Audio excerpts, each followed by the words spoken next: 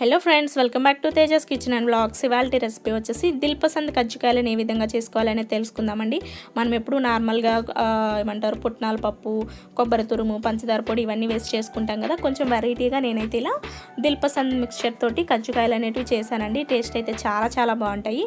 పిల్లలు అయితే చాలా ఇష్టంగా తింటారండి. లోపల వచ్చేసి జ్యూసీగా ఉంటుంది, పైన అంతా కూడా క్రిస్పీగా కొంచెం సాఫ్ట్గా అలా ఉంటుంది అనమాట. టేస్ట్ అయితే చాలా బాగుంటుంది. ఇది తయారు చేసుకోవడం కూడా చాలా ఈజీ అండి. మనం నార్మల్గా ఎవరికైనా కొంచెం సారీలాగా అట్లా ఇవ్వాలనుకున్నా కూడా చక్కగా తక్కువ టైంలోనే మనం చాలా తక్కువ ఖర్చుతోటి ఇట్లా చేసి వాళ్ళకి ఇచ్చినా సరే చాలా హ్యాపీగా ఫీల్ అవుతారనమాట. ఇప్పుడు వచ్చేసి మనం ఈ కజ్జికాయల రెసిపీని ఏ విధంగా చేసుకోవాలో చూసేద్దాం.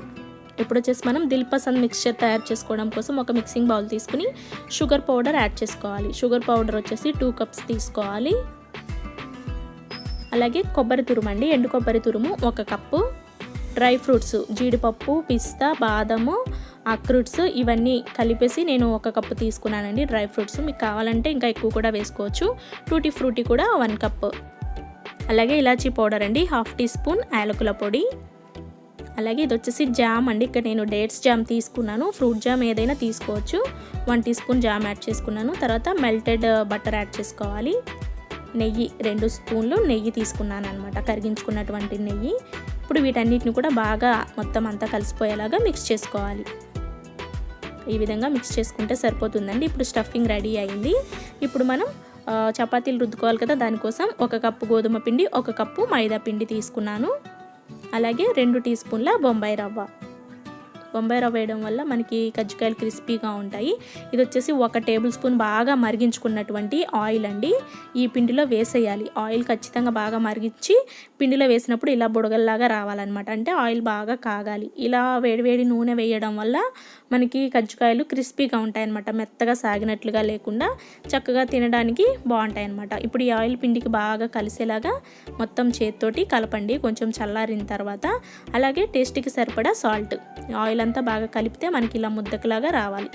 రుచికి సరిపడా సాల్ట్ 1/2 టీ స్పూన్ వేసుకుంటే సరిపోతుంది. ఎక్కువ సాల్ట్ వేసుకోకూడదు. అంతా బాగా కలిపిన తర్వాత ఇప్పుడు చపాతీ పిండి ముద్దలాగా కొంచెంగా వాటర్ యాడ్ చేసుకుంటూ మెత్తని పిండి ముద్దలాగా కలుపుకుని రెడీ చేసుకోవాలి. వాటర్ ఒకేసారి ఎక్కువ వేయకుండా చూసుకుంటూ వేసుకోండి. ఇక్కడ నాకు వచ్చేసి ఈ కప్ తోటి 1.5 కప్పు వాటర్ అనేది పట్టిందనమాట. ఇలా మెత్తని చపాతీ పిండి ముద్దలాగా కలుపుకోవాలండి. మరీ లూజ్గా కలుపుకోకుండా ఇలా కలుపుకుంటే సరిపోతుంది అనమాట.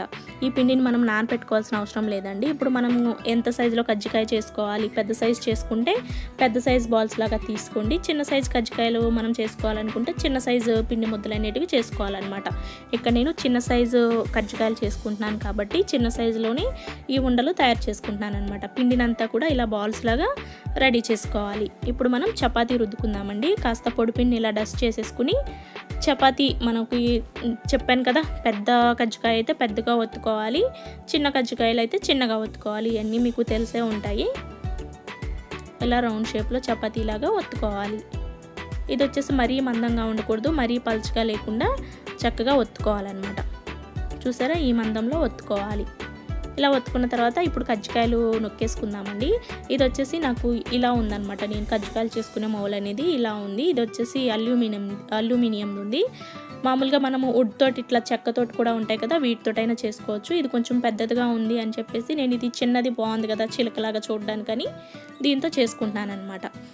ఇప్పుడు మనం చేసుకున్న చపాతీని ఈ కజ్జికాయల మౌల్ పైన పెట్టేసుకుని మనం ముందుగా దిల్ పసంద్ మిక్చర్ తయారు చేసుకున్నాం కదా, ఆ మిక్చర్ని జాగ్రత్తగా ఒకవైపున పెట్టుకోవాలి. ఈ మిక్చర్ అనేది ఎడ్జుల మీద పడకుండా చూసుకోండి. ఎడ్జుల మీద పడితే మీకు ఈ కజ్జికాయ అనేది విడిపోతుంది అనమాట, సరిగ్గా జాయింట్ అవ్వదు.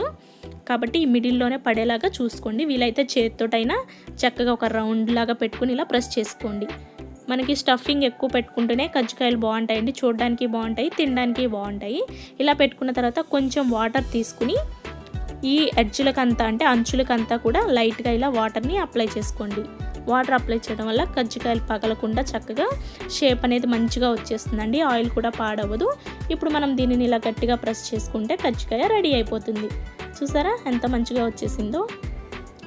ఈ కజ్జికాయల మౌల్ వచ్చేసి మా అత్తయ్య ఎప్పుడో తీసుకున్నారంటండి. నాకైతే ఇది చాలా బాగా నచ్చింది. ఇలా ఎక్స్ట్రాగా ఉన్న పిండి అంతా కూడా తీసేసుకోవాలి. ఈ ఎక్స్ట్రాగా మిగిలిన పిండిని కూడా మనం తర్వాత కజ్జికాయలాగా చేసుకోవాలండి. చూసారా చక్కగా ఇప్పుడు మనం దీన్ని ఇలా ఓపెన్ చేసేసుకుని కొంచెం జాగ్రత్తగా తీసేసుకుంటే కజ్జికాయ రెడీ అవుతుంది. ఇలాగా మొత్తం అన్నీ కూడా మనం ఇలానే రెడీ చేసుకోవాల్సి ఉంటుందండి. చూసారా చక్కగా వచ్చేసింది.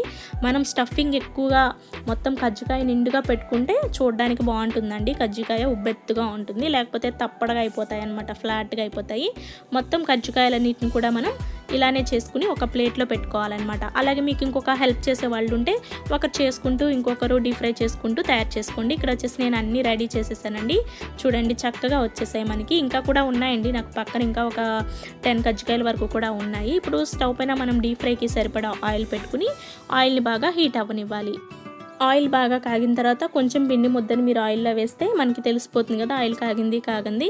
ఆయిల్ బాగా కాగిన తర్వాత మనం తయారు చేసుకున్నటువంటి కజ్జికాయలని ఆయిల్లో డీప్ ఫ్రై చేసుకోవాలన్నమాట. నెమ్మదిగా వేయండి, వేసేటప్పుడు మనకి కొంచెం నూనె ఇట్లా చేతుల మీద పడుతుంది కదా, చూసుకుంటూ కాస్త నెమ్మదిగా వేయండి. అలాగే మనకి ఈ కజ్జికాయలు మనం ఫ్రై చేసుకునేటప్పుడు హై ఫ్లేమ్లో పెట్టుకుని ఫ్రై చేసుకుంటే తొందరగా మాడిపోతాయండి. తినేటప్పుడు సాగుతూ మెత్తగా అనిపిస్తాయి కజ్జికాయలని. ఇప్పుడు కూడా మనం హై ఫ్లేమ్లో పెట్టి చేసుకోకూడదు, మీడియం టు లో ఫ్లేమ్ మీద చూసుకుంటూ దోరగా వేయించుకోవాలన్నమాట. ఒకవైపున మనకి ఫ్రై అయింది అని తెలిసిపోయిన తర్వాత రెండో వైపుకి టర్న్ చేసేసేయండి. అలాగే ఇవి ఫ్రై అవ్వడానికి మనకి ఒక 2-3 నిమిషాలు టైం పడుతుంది అంతే అండి. చాలా ఈజీగా తొందరగా ఫ్రై అయిపోతాయి అన్నమాట. చూసారా మనకి లైట్ ఇట్లా గోల్డెన్ కలర్ వస్తే సరిపోతుంది. ఇప్పుడు మనం వీటిని తీసేసుకుని ఒక ప్లేట్లోకి తీసేసుకుందాం. చూడండి ఎంత కలర్ఫుల్గా ఉన్నాయో. టేస్ట్ కూడా చాలా చాలా బాగుంటుందండి.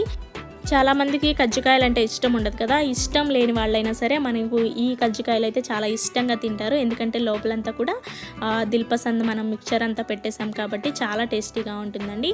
మనం ఇప్పుడు మిగిలిన కజ్జికాయలన్నిటిని కూడా సేమ్ ఇలానే డీప్ ఫ్రై చేసేసుకుందాము. చూసారు ఎంత బాగున్నాయో, మీరు కూడా తప్పకుండా ట్రై చేయండి. ఇక్కడ వచ్చేసి నేనైతే మొత్తం కజ్జికాయలన్నిటిని కూడా ఫ్రై చేసి పెట్టుకున్నాను.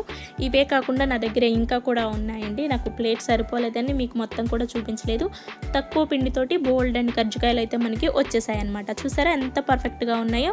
అలాగే పైన వచ్చేసి ఇలా క్రిస్పీగా ఉంటాయండి, లోపల వచ్చేసి జ్యూసీగా సాఫ్ట్గా డ్రై ఫ్రూట్స్ అన్నీ చాలా చాలా బాగుంటుంది. చూడండి ఎంత మంచిగా ఉందో. లోపల ఎగ్జాక్ట్ మనం దిల్ పసంద్ తింటే ఆ టేస్ట్ ఫీలింగ్ ఎలా ఉంటుందో సేమ్ అలానే ఉంటుందన్నమాట. మీరు కూడా తప్పకుండా ట్రై చేయండి. మీ పిల్లలకి మీ ఇంట్లో వాళ్ళకి కూడా నేను చెప్తున్నాను, ఖచ్చితంగా నచ్చుతుంది. రెసిపీ అయితే చాలా చాలా బాగుంటుంది. Thanks for watching. అలాగే మీకు ఈ రెసిపీ నచ్చినట్లయితే ప్లీజ్ ఖచ్చితంగా లైక్ చేయండి, షేర్ చేయండి. ఇప్పటి వరకు మీరు మన ఛానల్ని సబ్స్క్రైబ్ చేయకపోతే తప్పకుండా సబ్స్క్రైబ్ చేయండి. Thanks for watching. బాయ్.